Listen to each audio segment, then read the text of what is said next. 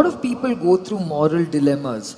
Like you said, you don't do this, you must do that, you have all these commandments. And sometimes I feel certain moral dilemmas are really, really very difficult moral dilemmas. Like for example, you talked about genetics. And if you think about today, young couples who, have pregnancy tests and they find out that the child has a genetic defect. That means they're female? No, what I'm saying is, when they discover that the baby has a genetic defect, then they are at this No, moral… I'm just trying to lighten the subject. I know, but this is something which is quite a serious moral dilemma which lot of young couples, grapple with. Like for instance, some couples say that, should we bring this child into the world because it will suffer for the rest of its life. Even they feel selfish and say, we will suffer for the rest of our lives bringing this child with this genetic defect into the world. And others feel, no, this is God's wish that this child should be born. Now, obviously there is no right or wrong in this, taking this decision. But a lot of this moral dilemma comes from this feeling that if we do this, it is wrong, if we do that, it is right. And they're going by moral tenets of society. How does one figure this out, this moral dilemma? What is your advice to such young couples? I didn't know it's a popular question. There are many aspects to your question. First of all, this God deciding, I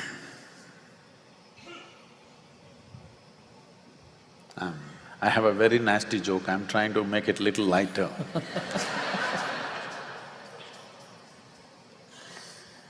About God deciding about your child. Those who wish to have children, I want you to at least get this much figured out. It's your desires which make a child, not God. Okay? This much fundamental you must figure it out.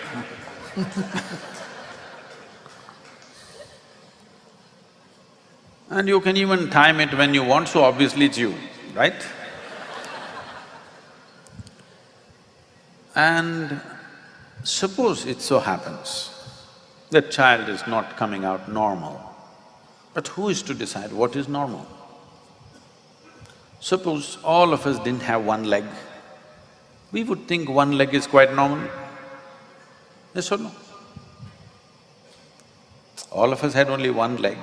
Would we not think one leg is quite normal, and suppose one of these ladies had two-legged baby, we would think he's a freak. So, we need to kind of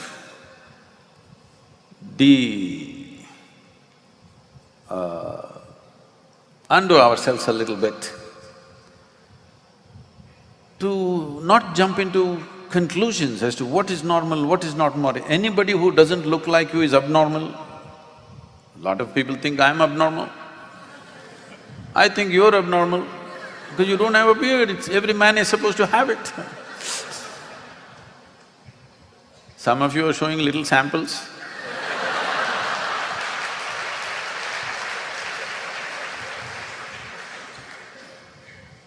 So what is normal, not normal, is a very unnecessary thing to call for.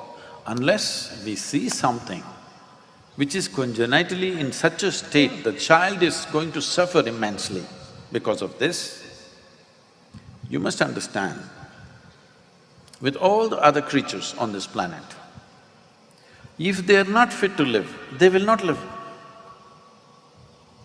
You have never seen in nature an animal without legs or this or that surviving.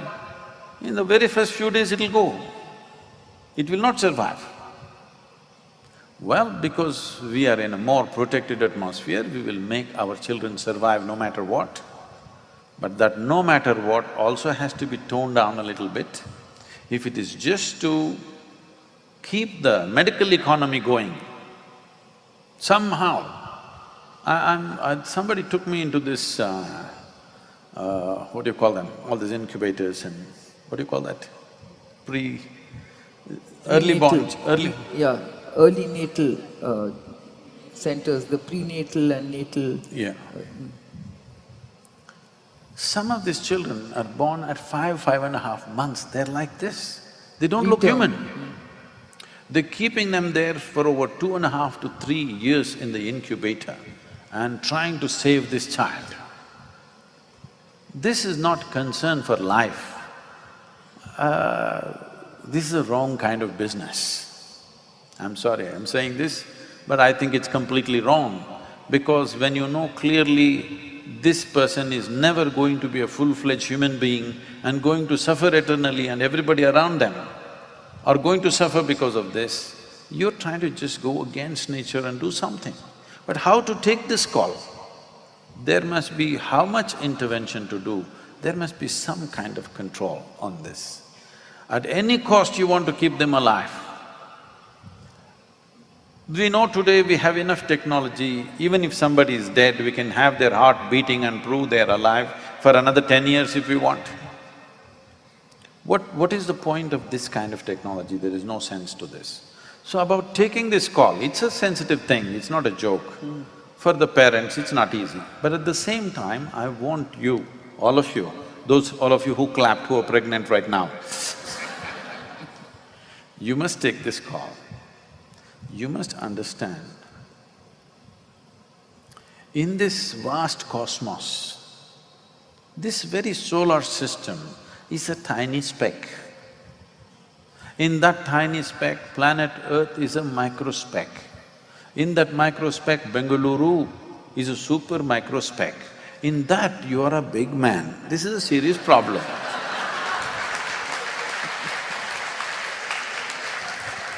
The problem is we think too much of ourselves. See, in the process of generating life, this is all coming because we are heavily identified with our own physical forms. Physical body is a mechanism. Because we have a certain level of thought and emotion and we've invested that entire thought and emotion in our biology, we think this is something too much. This is just a mechanism. If you don't understand this, when you get sick, if you go to the doctor, doctor opens up this, opens up that, whatever you think is impossible, he will do all that to you. Because he is looking at you like how your car mechanic would look at the car. What is working, what is not working, what to replace, Kiran is growing it for you. So, this is just a mechanism. This mechanism, in the manufacturing process itself, sometimes can go wrong. When it goes wrong, it doesn't matter how much emotion we've invested, we must bow down to that and say, okay, it didn't go well. We must see, how else? But at any cost, because this is my child, at any cost it must survive. This will create a very unhealthy atmosphere in the world and it'll bring much pain to you, much suffering to you, more than you to this unborn child. Trying to put this life through this world without the necessary faculties, without the necessary means to survive by themselves, it's not going to be easy for that life. Forget about our convenience and inconvenience. Yeah, for that child. life, it is not good. So, you have morality, integrity, everything. From this, you take this stance. Is this going to be good for that life or no? From this, you must take a stance. It may sound cruel to you, I may sound very irreligious to you, irreverent towards life, but if you have any reverence for life, you must ensure that life means something, it is a full-fledged unit. Life is a complete life, it is not a half life. Life means it must be able to stand upon its own strength and make things happen for itself. Maybe not all of us are equally competent, but everyone is competent to live their life. This much competence must be there. This is how nature would be. Because we have created our own ecosystems of cities and medical industries and everything, we can go another 15–20%.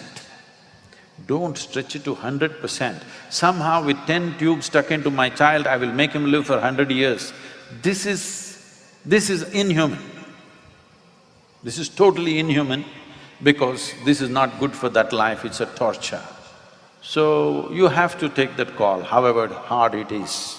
Is there some morality involved in this? No morality involved in this. It is just a practical sense of how to do life.